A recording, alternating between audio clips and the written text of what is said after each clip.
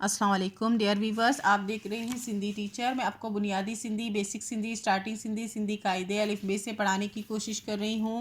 उसके बाद हमने स्टार्ट किया है Sindh text book board class 3 to class 7 complete पढ़ चुके हैं। जो चैप्टर पढ़ा है उसका मुकम्मल उर्दू तर्जुमा किया है। उसमें जो भी एक्सरसाइजेज थे, क्वेश्चन आंसर, अल्फाज मैंने, अल्फाज जुमले, वो सारे सॉल्व हो चुके हैं। ओनली खुलासे रह गए थे। आज की वीडियो में हम खुलासा पढ़ेंगे।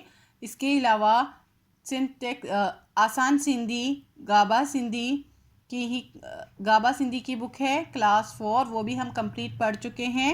वीवर्स के बार बार कमेंट्स आने की वजह से हमने खुलासों का सिलसिला स्टार्ट किया है। आज की वीडियो में हम Sindh text book board class 6 में चैप्टर 17 का खुलासा करेंगे। चैप्टर का टाइटल है ए वतन। ये जो है एक नज़म है। यहाँ मैंने बैत लिखा है। बैत का मतलब होता है सिंधी में नज़म। नज़म को बैत कहते हैं। शुरू करते हैं बिस्मिल्लाहिर्रहमानिर्रहीम। खुलासों का मतलब होता है खुलासा। हिन बैत जो खुलासो एहो आहे त हिन बैत मां शायर पंहिंजे वतन लाए।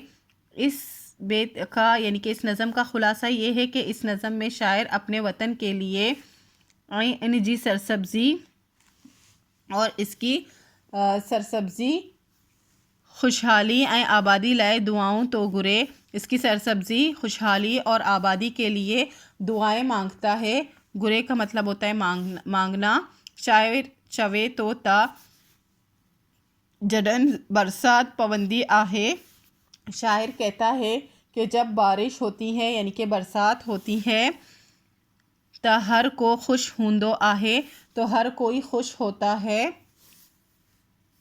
ऐं घणे पानी जे करे और ज़्यादा पानी की वजह से पोक्यून चंगियून तींदियून आहिन, फसलें जो है अच्छी होती हैं। पोक्यून का मतलब होता है फसलें, चंगियून का मतलब होता है अच्छी, तींदियून आहिन का मतलब होता है होती हैं। हर तरफ साउक ई साउक होंदी आहे। हर तरफ हरियाली ही हरियाली होती है। साउक का मतलब होता है हरियाली।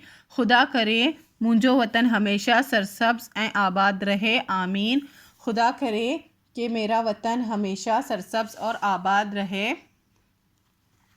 चैप्टर तो पहले ही कंप्लीट हो चुका है। आज उसका खुलासा भी हो गया है। उम्मीद है आपको अच्छे से समझ आ गई होगी। नेक्स्ट वीडियो में हम नेक्स्ट चैप्टर का खुलासा करेंगे। अगर आपको मेरी वीडियो से हेल्प मिलती हो तो please like share and subscribe कीजिएगा। दोस्तों और क्लासमेट के साथ शेयर ज़रूर कीजिएगा। अल्लाह हाफिज़।